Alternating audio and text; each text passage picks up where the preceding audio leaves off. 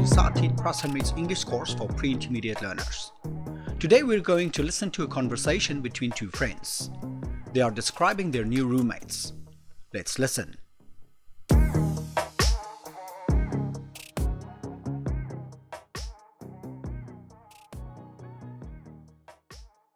So, Robin, what's your new roommate like?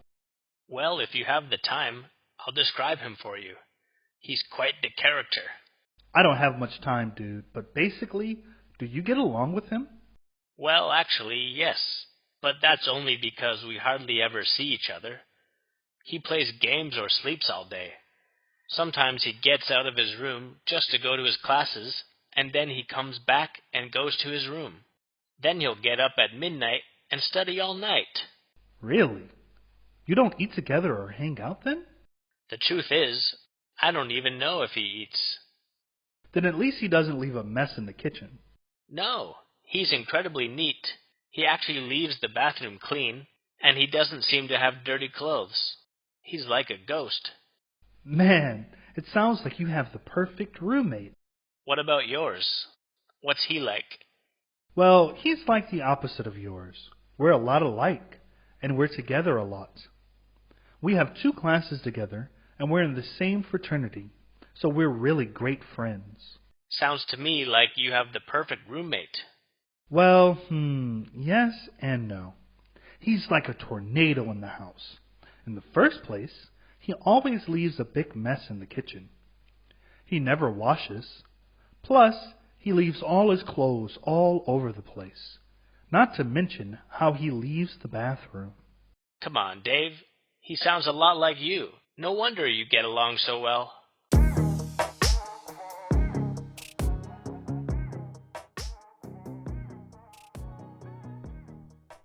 So has many different uses. In the conversation between Dave and Robin, Dave uses it to begin a question that is not surprising and may have been expected. Dave said to Robin, "So, what is your roommate like?" In this statement, you know that Robin has a new roommate. Here's another example. "So, when are we leaving?" Using "so" indicates that we both know we are going somewhere together. Another use of "so" is to mean very or extremely. For example, if it's very hot outside, you can say, "It's so hot outside."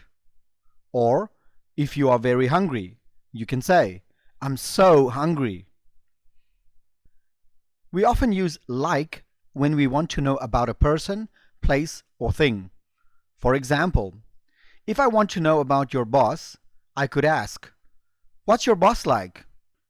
You could answer by talking about your boss's personality and how you feel about your boss. For example, "She is strict, but she's very good at her job. I like her." Or, if I wanted to know about your new house, I could ask, "What's your new house like?" You could then answer by describing your house.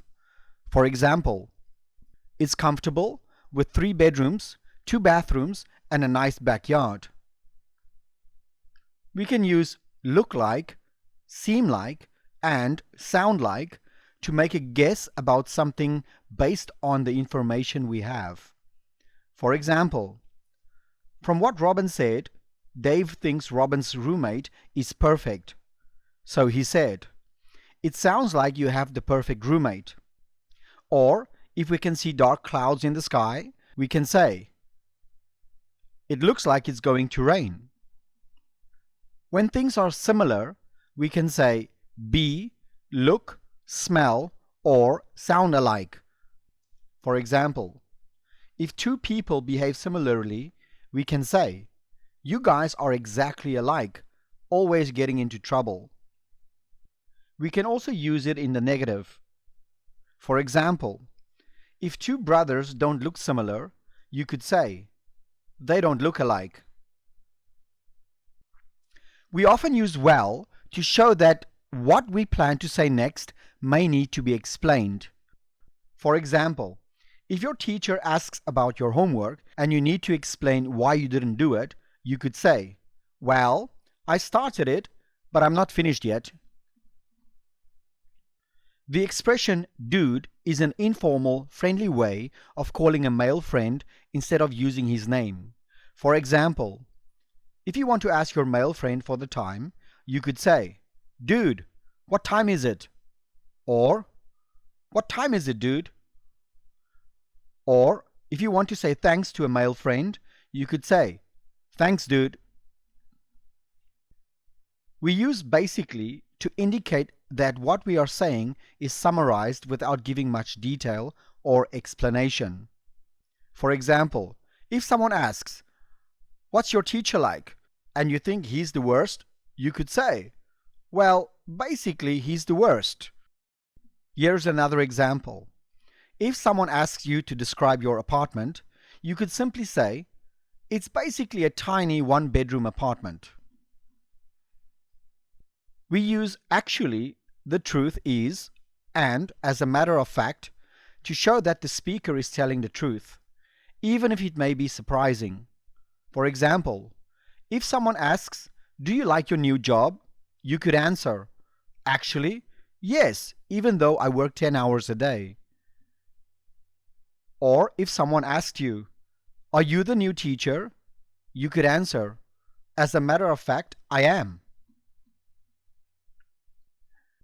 We can use the question "really" to ask if what was said was the truth, especially if we are surprised. For example, if your friend has a test tomorrow and they said, "I'm not going to study tonight," you could say, "Really?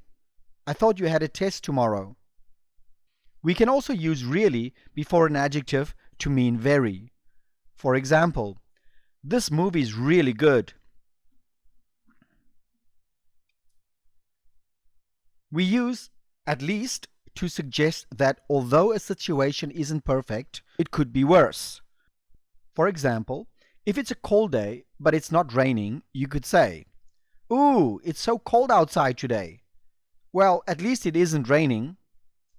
Or, if you tell your friend you got a poor mark on your test, your friend could try to make you feel better by saying, "Well, at least you didn't fail."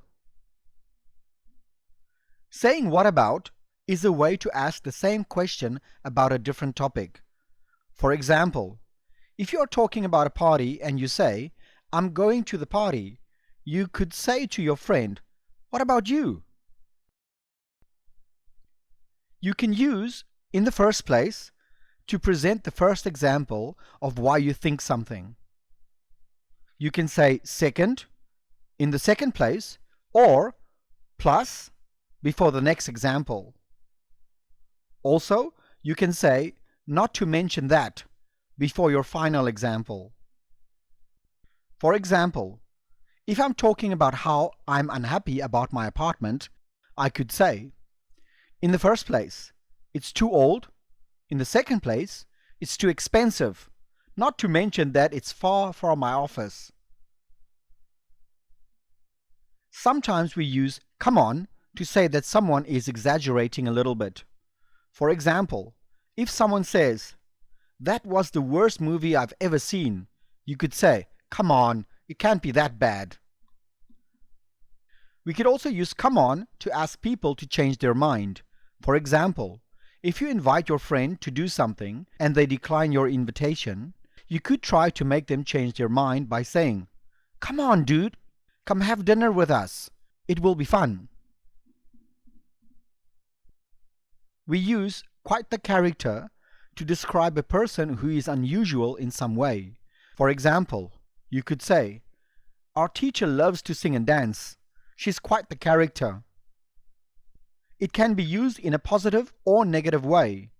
Here's another example. "He never smiles, and he complains about everything. He's quite the character."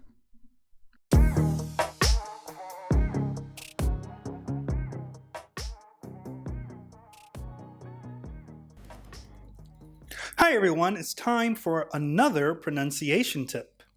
Today we are looking at the suffix es. In the conversation, Dave says he never washes.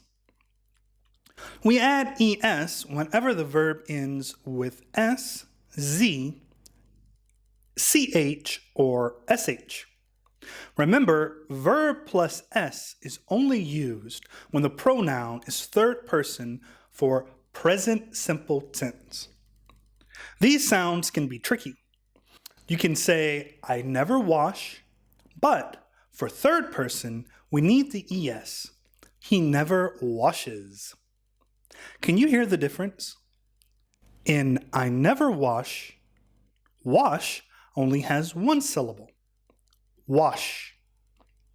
However, in he never washes, washes has two syllables. Washes. Also notice how the final S sounds like a Z.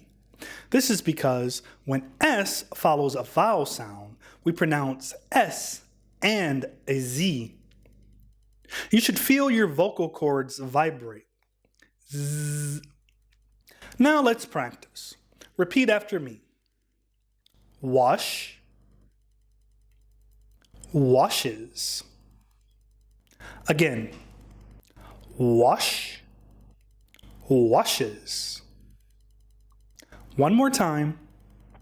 Wash, washes.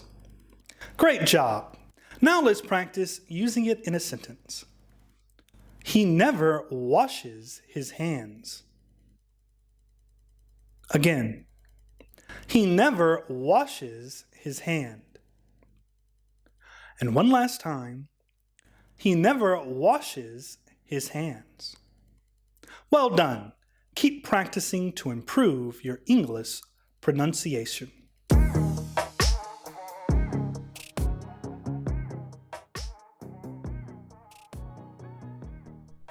Sometimes we use like to say people, places, or things are similar in some way. A sentence is formed like this: subject plus verb plus like plus object. In the conversation, Dave is talking about his roommate and says, he's like a tornado. A tornado can make a big mess. So, Dave is saying that his roommate is similar to a tornado because he makes a big mess in the house. Here are some more examples. He eats like a pig means that he is messy or disgusting when he eats. She sings like an angel means that she sings beautifully like an angel might sing. He can run like a cheetah means that he can run very quickly.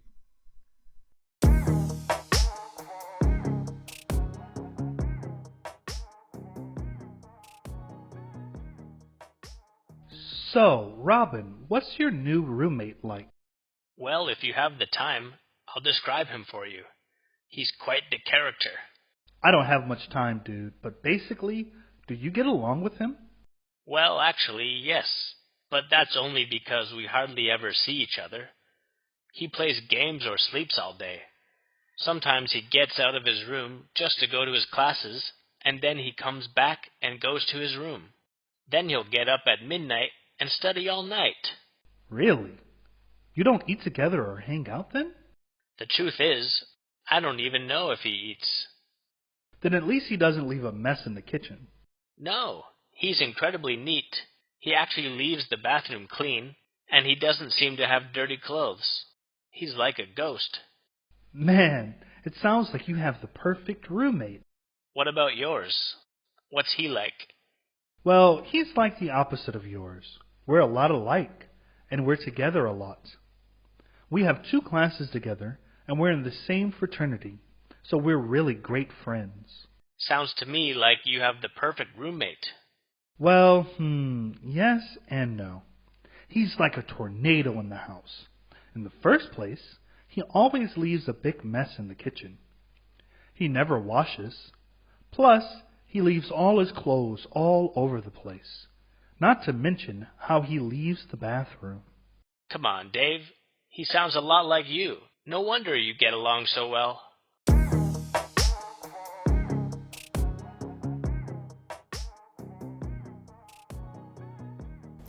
In today's lesson, we learned how to describe people, places, and things.